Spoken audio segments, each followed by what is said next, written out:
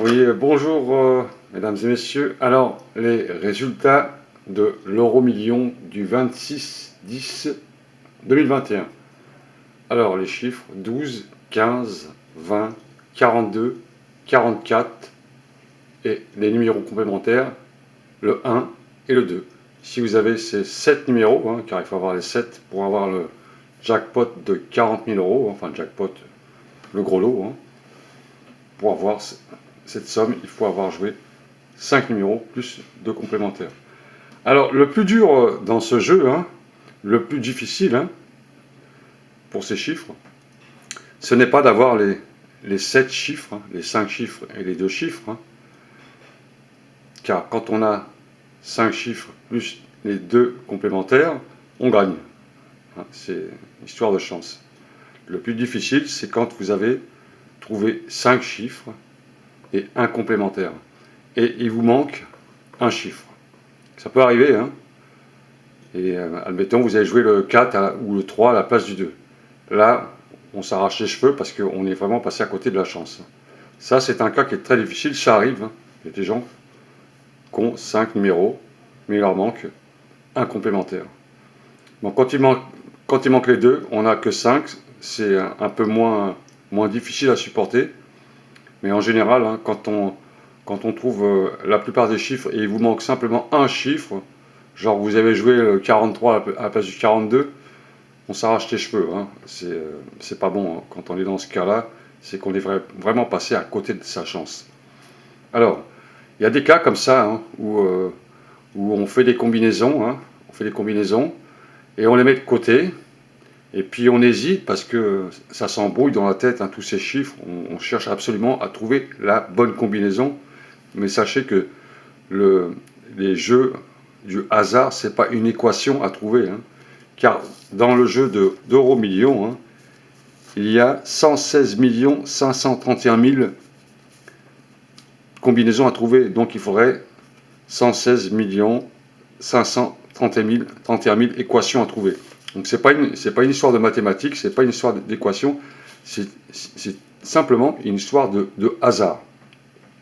Alors, il peut arriver aussi que vous avez joué 5 chiffres et puis vous aviez aussi mis les 2 complémentaires.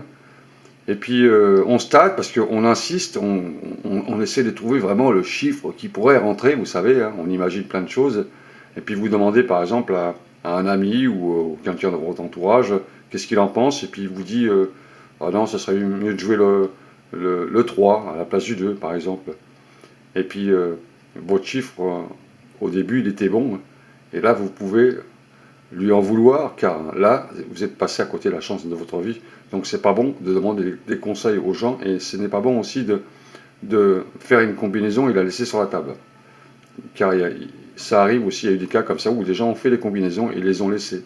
Il y a le cas aussi où on joue pendant 10 ou 20 ans la même combinaison, et puis on se dit ça va jamais sortir. Il ne faut pas penser comme ça.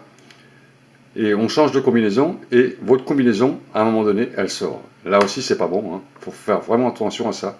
Quand on a une combinaison, en général, il ne faut pas y toucher. Il faut toujours la laisser telle qu'elle est. Il ne faut pas vous imaginer, qu'en jouant d'autres combinaisons ou d'autres combinaisons, vous aurez plus de chance. Non. Votre chance, c'est vous et vos chiffres.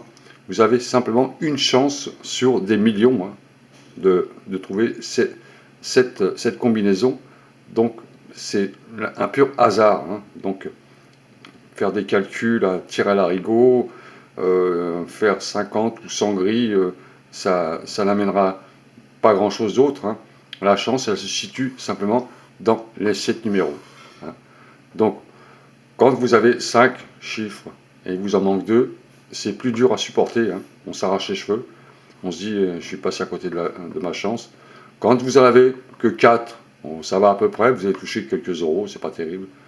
Quand vous en avez 3, bon, c'est pas grave non plus.